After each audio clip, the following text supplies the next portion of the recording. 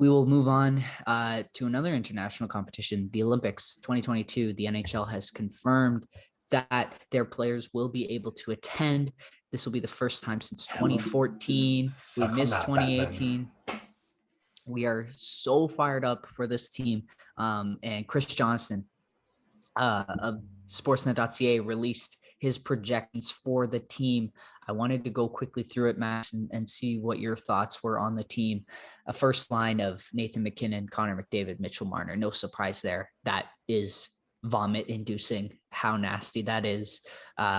Patrice Bergeron, Sidney Crosby, Brad Marchand.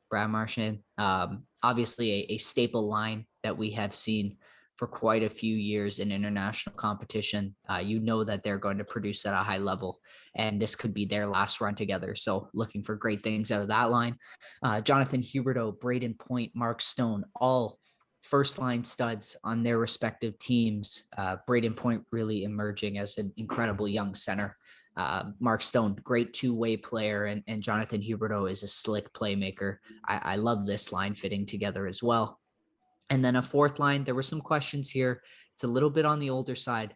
Couturier, great two-way player with some international experience. And then he's got Tavares and Stamkos, the broken leg twins, on either side of him as centers playing the wings. My thoughts here is Tavares might be a little bit slow of foot at this point in his career to play the wing. He could be your extra center. Always good to have some center depth. I do see a one of Scheifele, Barzal, Taylor Hall, or even a Claude Giroux sneaking in there over Tavares, even a Ryan O'Reilly. I would see O'Reilly playing center more, though, if he gets onto this team, but just an absolutely stacked, deep group of players to choose from in the forward core. Also not mentioned here, Tyler Seguin, Jordy Ben, Logan Couture, Bo Horvat, and the list goes on and on. It's truly a stacked group of forwards to choose from, and lots of skill and mix between young and old. Yeah, we've still got some time to see how injuries shape out and recoveries from injuries shape out. You mentioned a couple of the older. I really hope Stamkos gets to attend this Olympics, man. It was heartbreaking not being able to have him in Sochi. Do you know if this one off the top here, is it China? Yes, Beijing. I don't know if these should happen. Parentheses. If they did, that would be international ice then, though.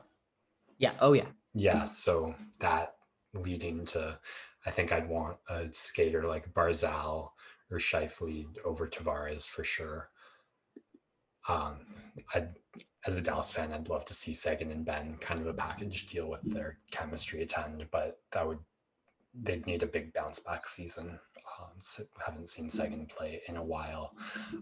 Reminiscent of our last NHL Olympic squad, though, I think this team's biggest strength might still be defense, especially on that Olympic wide ice. It's funny that you mentioned that, though, because in the projections for this roster, only one player remains from the 2014 Olympic team, and that's Alex Pietrangelo here on the first D pair with Shea Theodore. And then as well, the second pair going really young here with Thomas Chabot from the Senators and Cale Makar, the absolute stud from the Colorado Avalanche. And then a third pairing of Morgan Riley and Dougie Hamilton. That's a fantastic third pair. Some people questioning whether Riley gets in there over the likes of Drew Doughty, Brent Burns, Marc-Edouard Vlasic, Jake Muzzin, Colton Parayko, Samuel Girard, Mark Giordano, and Josh Morrissey. Endless guys to choose from there as well. And then Bowen Byram, right? We remember him from the junior championships just a couple months ago where he lit it up, and you can see him really push to make this roster if he shows out for Colorado early in this NHL season. Yeah, it was so stacked last time around 2014. Although some of those guys mentioned in the possible reserve lists, all unfortunately in the twilight of their careers, but like the mantle more than being adequately taken over by the next generation of young Canadian blue liners. Having Makar especially would be hype will be hype. if Byram could step it up by then, like, wow, that, and then that would be like mint for even the 2026. After that, um, we got to see a lot of Riley and Brody on the same line at the same time, and Brody outplaying Riley for vast stretches of the season. So him, another name I wouldn't look past depending how the next 2 seasons go.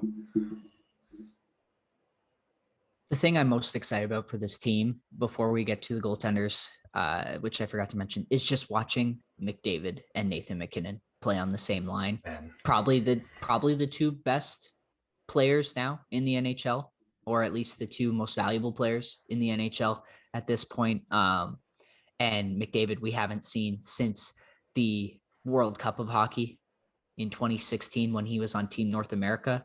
It really has been a long time, and I cannot wait to see him absolutely fly past everyone out there on the open ice. He'll be untouchable, and it's going to be so unreal to watch him fly out there with MacKinnon and Marner.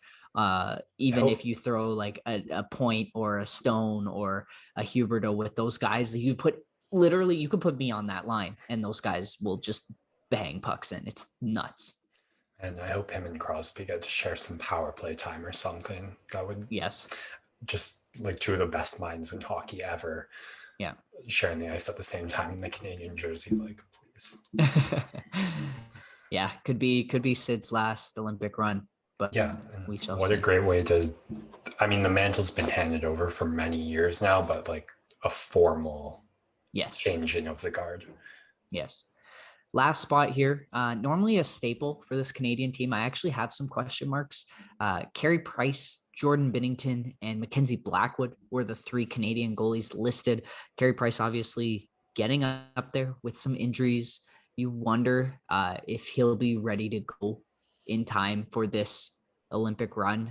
Jordan Binnington obviously won the Stanley Cup with the Blues in 2019, but has not looked as steady since. And then you're relying on some really young goaltenders back there in Mackenzie Blackwood. And of course, Carter Hart was maybe perhaps deemed the next one a little bit too early, but normally a position where you're 3 deep with a bunch of different options. And it looks a little bit more hazy as a lot of the top goaltending talent has turned international in the last couple of seasons. So this would be the point of worry for me, which is not great because goaltending is uber important, but you think with such a stout group of forwards and defenders, the goaltenders just have to really play positionally and give you 1 or 2 good saves in a game, and the rest of the team can do the rest. But that is my point where I would like to see a little bit of progression, especially from these younger guys early on this season.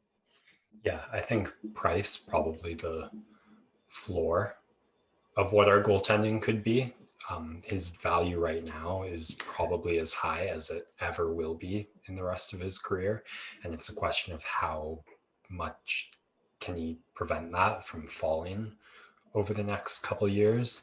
And then the field, I think, is there for someone else to grab a hold of the reins and run with them to emerge. Carter Hart, probably the front runner of a dark horse, if that's a term.